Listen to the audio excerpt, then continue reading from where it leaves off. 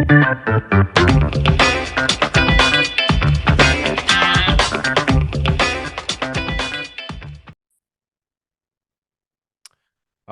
right. Welcome back to another episode of the Real Estate Investing Club. It is December 15th. We are rounding the corner to Christmas in, what is that, 2 weeks? Something like that. Something crazy. Cannot believe Christmas is already here, but we are super excited. Today we have Al Wisnefske with us from Minnesota. He is a Wisconsin. what was that? Wisconsin. Wisconsin. God damn it. We just had that conversation. And I screwed it up. Wisconsin. Al is from Wisconsin. He's a land guy. We love having land guys on the show because it's a very unique strategy, and it's something that a lot of people can get into because it doesn't require as much upfront capital. So I am super excited to have Al on the show. Al, thank you very much for hopping on the show. Absolutely, yeah. From Wisconsin, about 30 minutes north of Milwaukee. So that'll help people pinpoint the location there.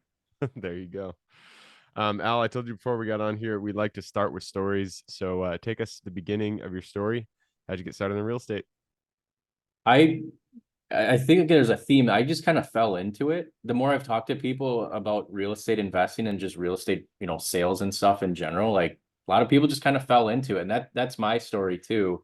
When I went to college, so I would have started college in 2010, graduated in 14, and it was my last semester, and that's when I was needed to get serious about like my job. And so they have all these resources, right? Like, here's some local companies, here's some applications you can do. I think I spent about 20 minutes on that, and I was like, this is not for me. Like, I don't want to go work here. I don't want to do this. I don't want to do that. And thankfully, this last semester was the first time they were offering a real estate investing course. Wow, so that's it's cool. a full semester on this, and this At your college? Yeah, this was in college. Yeah. Wow, and that's it's really like, cool. this is freaking awesome. So I took it. It was the only class I never skipped.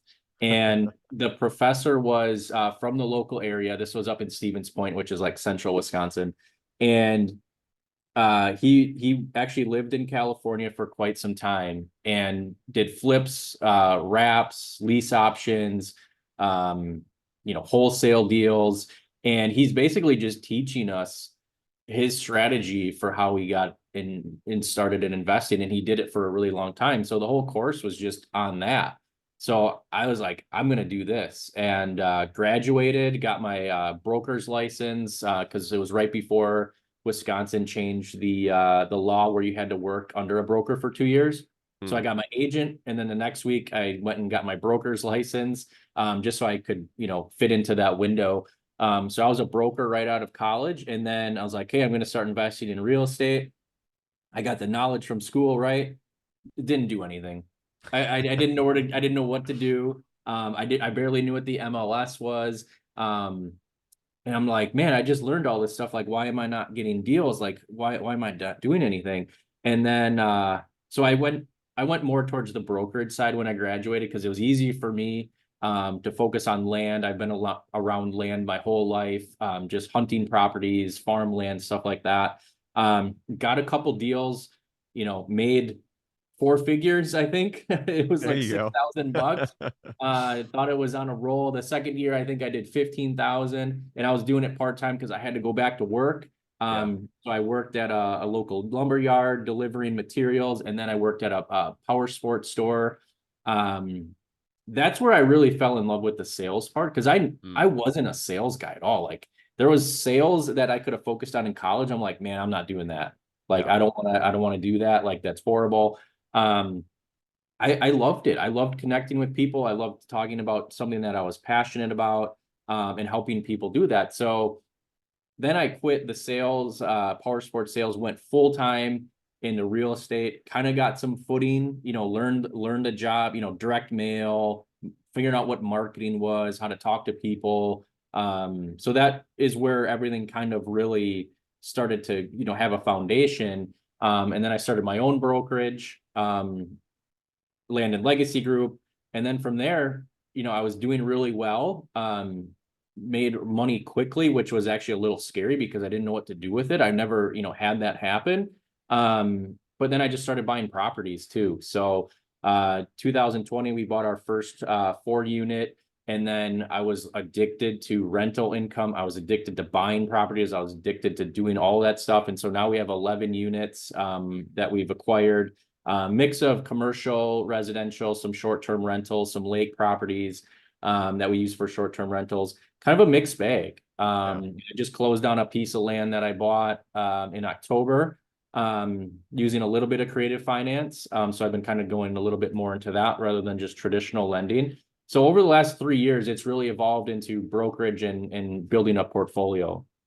Nice. Yeah, and I think you're right. A lot of people that come on here, when I talk to them, it almost seems like none of them specifically go into real estate originally. Like they just kind of Yep. fall into it. They're doing something and then all of a sudden they're in real estate.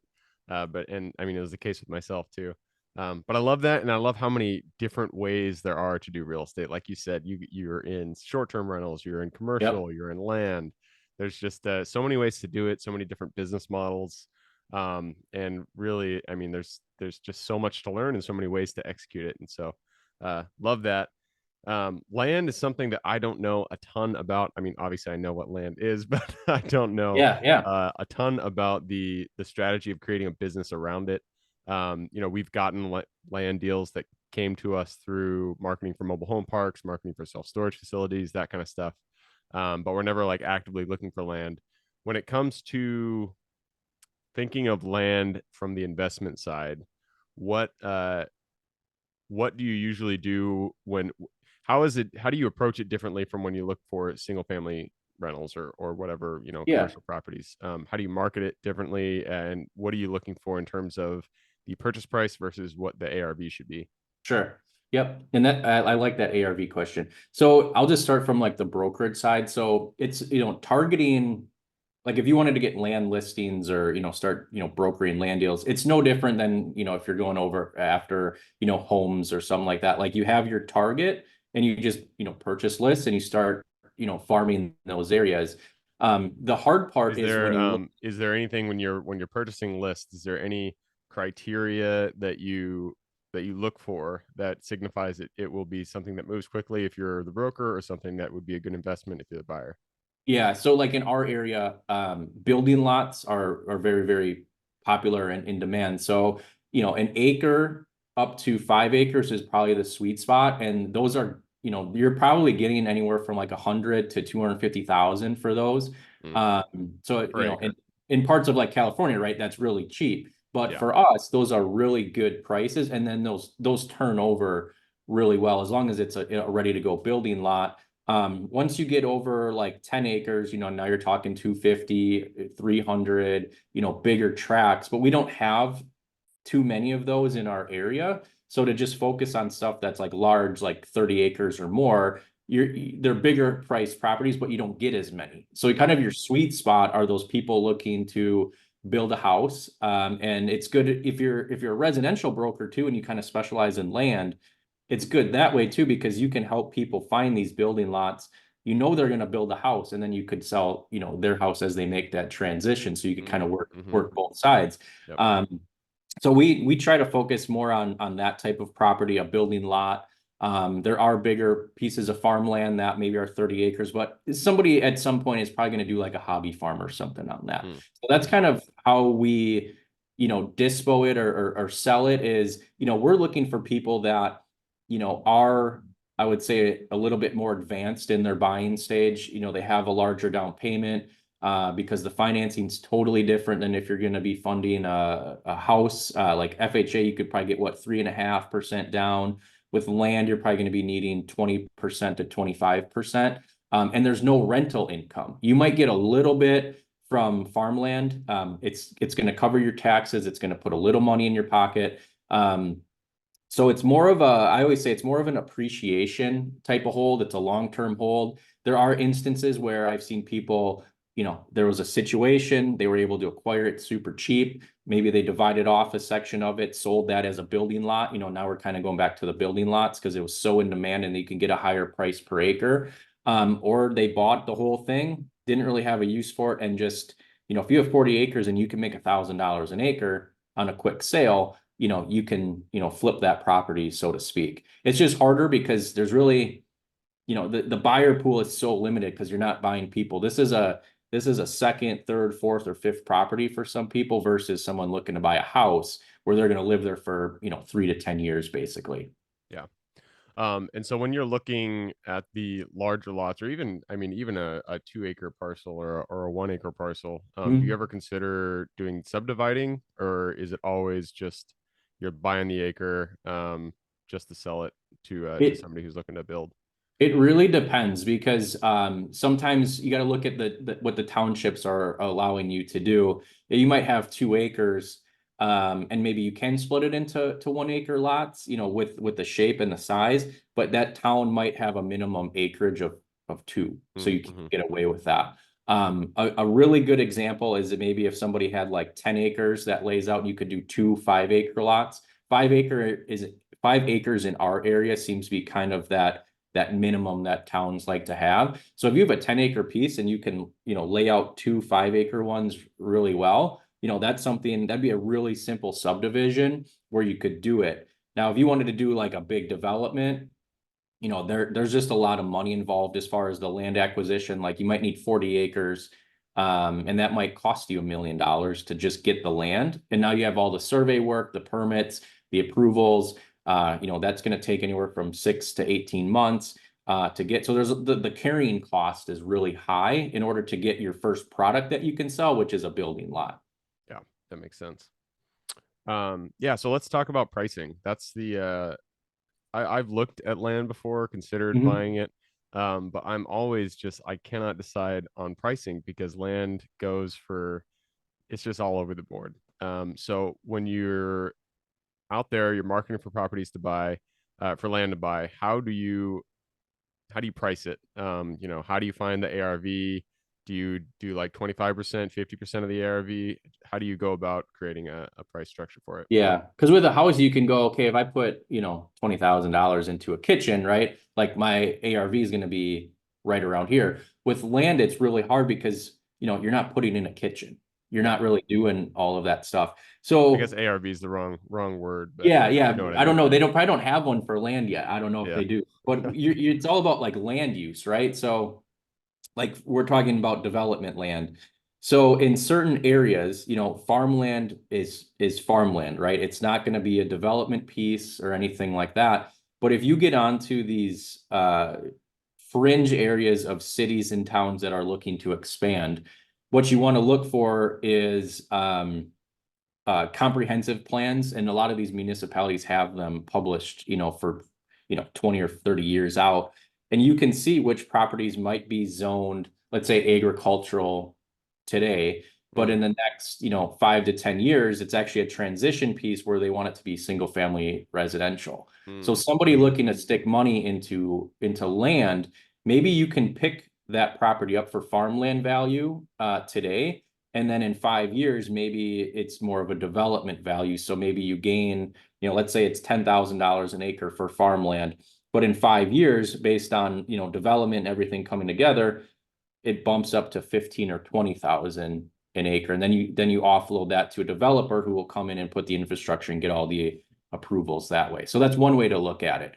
The other way is I've had a lot of people buy hunting land, for example. And so it's just, people say, oh, it's just trees and all this other stuff. But really what people want now is a turnkey operation. They just want mm, to come in and shoot a deer and, have fun. So they don't want to put in trails or anything like that. So I've had a lot of people buy off-market properties. They get, let's say 70 to 80% on what it probably could trade for on the open market. And then they'll come in and they'll put in, trails, they'll get some trail cameras of, deer and turkeys and all the other wildlife. Maybe they'll put like a little cabin on it that's, rather inexpensive. They'll do surveys and stuff like that.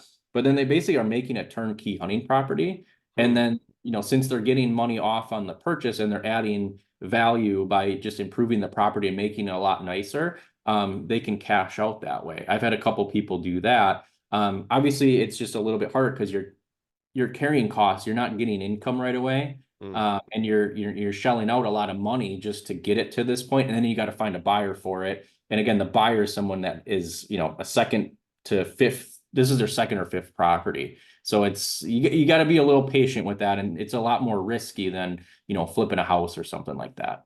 Yeah. No, but that's a very interesting use of large tracts of rural land, is turning it into something that a hunter would want to Mhm. buy. Um, and this might be my naivety here, but are properties actually zoned hunting? Is that a zoning classification, or is that just something Yes that you and can use? no. Like we have recreation zoning. Okay.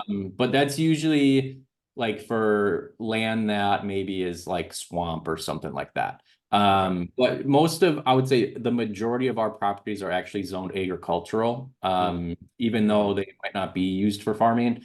They'll be assessed a little bit different on the tax bill. Like if it's zoned agricultural, it might be, 50% of it is farmland, 50% is woods. The farmland would probably be assessed agricultural, and then the woods would probably be assessed as like agricultural forest or something like that. So Hmm. there's different, the zoning is usually pretty consistent, but then when you look at your tax bill, it'll be broken up depending on what your property is, Hmm. what And so, what types of property you have. right. And so any property that is zoned, I'm stuck on this hunting idea. Any property that's zoned agricultural can be used as, well, I'm sure it's specific to county, but can be used as a hunting ground. Yeah, yeah. Well, you're running into trouble is like sometimes we have properties that are, 40 acres, but they're actually in like the city limits. So Ah. then it might even be zoned residential and you can hunt it, but you gotta watch the city ordinances because you probably can't shoot a firearm in there, but you can shoot a bow. Hmm. So then Okay. you're okay. You just gotta double check all that stuff. Huh. Interesting. Yeah, we've Yeah, I had people mean, do some crazy stuff. yeah, that's I mean, it's another interesting idea of turning a property into something that would produce income. I'm sure you can even rent out land for hunting. Yep. If Oh yeah. people, yeah, Big market. it's interesting. Um, so when it comes to your own acquisitions of parcels, what do rezoning? Like, what's the strategy you do?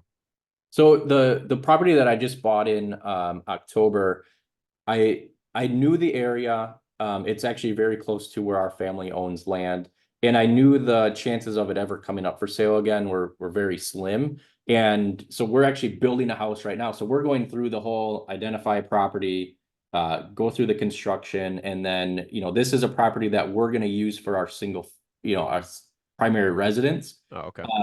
But I'm viewing it as a long-term asset to eventually use as a rental property. Okay. So while we were getting started on that, this other property came up that's close to our family land. And I'm like, I have to buy it. Like I know the area. I know in 10 years it's going to be a good purchase. And maybe we build a second home and keep the first one as a rental. So I'm kind of in my mind, I'm looking at land as, how is this going to benefit my portfolio, right? I got experience in short-term rentals. I got experience in commercial and multifamily, but I don't have that other piece, diversifying my portfolio, and it's got farmland income on it. So it's not Hmm. going to be a ton of money, but it'll pay for the taxes, it'll pay for the insurance, and it's an appreciation play for me, or it's going to be something that I use down the road. So I bought it knowing that. I had to get a little creative on the financing. So the seller actually didn't want all the money up front. So they financed half of it for me. And then I just used cash for the other part. And now we're just going to do a refi on it just to lock in a longer term note. So everything that I'm buying, as far as land wise, is it's got an investment component to it, but it's also got like a long-term portfolio builder for it. It's stuff that I actually want. Like I want Hmm. to own farms. So I look at farms for sale. And if there's one that I like, I'll look at the buildings because then you can get depreciation, for your taxes. Rental income if you rent out the house. There's farmland income. If there's woods on it, I can hunt it or lease that out like we kind of just talked about. So I'm looking at these types of properties as portfolio builders Hmm. and long-term appreciation where, do I ever want to sell a property? Not really. Like I get attached to them, right? But if there's an offer that comes in that's really, really good, now I have to consider that. And Hmm. so that's kind of where I'm looking to build my personal portfolio. And it's been fun on the brokerage side because I'm meeting people as I'm doing this that want to do the same thing. And so we're kind of looking at properties together to buy larger tracts, where maybe I can only do 5 acres by myself. We're looking at like 100 to 200 acres with Cool. buildings on them, and maybe they are operational farms. So it's kind of changed our direction a little bit. And it's something that I'm really excited for in like the next 5 years. Very cool, man. And yeah, farmland's a whole nother topic that we can go into. Unfortunately, we have run down the clock, so it's time to jump into the quick question round. Are you ready? Yeah, you got it. All right, let's do it. Starts with books or any form of education. All I need are 2 recommendations, one for general life wisdom, one for real estate specific. Okay. I just finished What It Takes by Steve Schwarzman. He's the founder and CEO of Blackstone. Taught me a lot about just honestly picking up the phone, connections, building your Rolodex or having lists, and just keeping it super simple. As far as life lessons, boy, I've read a lot of books this year. But I actually, Ari Rastegar, he's not super well known, but he's a very successful man. He has a book that's called The Gift of Failure. It'll apply to business, but also just like super personal stuff too. Like, oh, I failed at this today. Maybe I didn't go to the gym, right? Well, that is a gift. You can use that and turn it into a positive of get your ass to the gym. So those are 2 books that I really, really liked. And they're Cool, easy man. reads. Yeah, that's good recommendations. You said The Gift of Failure and then What It Takes, right? What It Takes. Yep. Cool. I will have to look into those. All right, next question is for your younger self. So let's go back to the Al who was just getting to the graduation table, thinking about what he was going to do for the next few years. Go back to him, look him in the eye, give him one piece of advice moving forward. Get your broker's license freshman year of college and just do that during school. Yeah, that is. We have a 6-month-old daughter, and that's what I'm going to have her do. She's going to get a real estate license as soon as she can. That's the money she can make on the side. Yep. Is great advice for your younger self. All right, next question is about the U.S. It's a big, big place, a lot of opportunity out there. Give me the single metro you're most excited about investing in today. Honestly, any rural town, especially in Wisconsin, like I'll probably stay close to Wisconsin, but there's a lot of these kind of towns that I'm seeing kind of get revitalized, whether it's fixing up, their main street, or, putting property into farmland preservation. There's a lot of like heritage protection going on, that I kind of see as a growing trend. And so I'm looking to be a part of that, to preserve a lot of these cool properties. That's cool. Yeah. Is there anything, any specific small town that you're keen on investing in? So where I'm from, West Bend, it's about 40,000 people. Okay. So for a lot of people, that's pretty small. And they just stuck a ton of money into redoing the river walk, it's called. So the Milwaukee River comes through. And it was like a 3 or 4 year project, and we have a building that's in the district, so to speak.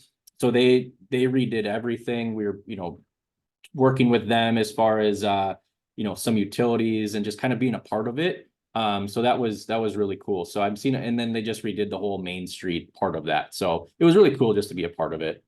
Cool. All right, next question is about finding the deal. It all starts with getting in contact with the seller. So what is your favorite way to generate leads and find new deals? 3 weeks ago, it would have been texting, and then they had a huge compliance update, didn't like it anymore. Cold calling is my new number 1, and I'm having a lot of fun with that. Oh, okay. Cold calling.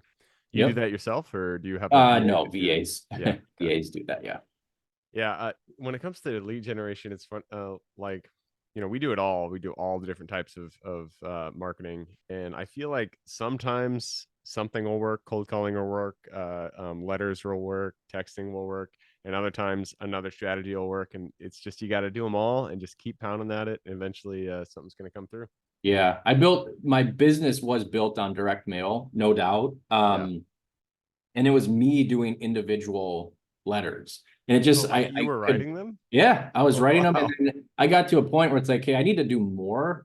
And I just then you start looking at systems and companies that help you do that. Yeah. Yeah. Yeah. I probably, I don't know, wrote out my first couple hundred. And then after that, I was like, this is not scalable. I cannot. Yeah, it's not, but it works. It freaking works. Yeah. All right, next question is about mentors. None of us are islands. We all stand on the shoulders of giants. So who is one mentor who has contributed significantly to your career today? So I'm part of Kent Clothier's boardroom mastermind. This is I entered my second year actually in this month. My business is so different than when I first joined, Cool. Just systems, processes, everything. So love his style, very direct. Been a great group to be in. And give that resource a shout out one more time. It was Kent Clovier. Yep, Kent Clothier, and it's called the Boardroom Mastermind. Boardroom Mastermind. All right. All right, next question is about lessons learned. Not every deal goes the way that we expect it. Sometimes things, a wrench gets thrown into there. So what is a deal that kind of went a little sideways, and what was the lesson you pulled from it? Oh God, I have to pick one deal. So with I'll just go land in general, right? Because you're dealing with a lot of things. Like we're doing a land split right now, and it's been we're going on our 6th month from when we got the accepted offer. And sometimes it's never straight. Like we're doing survey work and you got to talk with counties and towns, and a lot of these people meet once a month. So what I've learned just doing land that's kind of applied everywhere is you really have to detach yourself from the end result because it'll block your progress. And you might say you get so fixated, hey, got this deal on our contract, I'm going to get paid on it, but then an issue comes up and you take it so personal because now you have a chance where shit, I might not get paid on this or it's going to fall through, but I got all this time.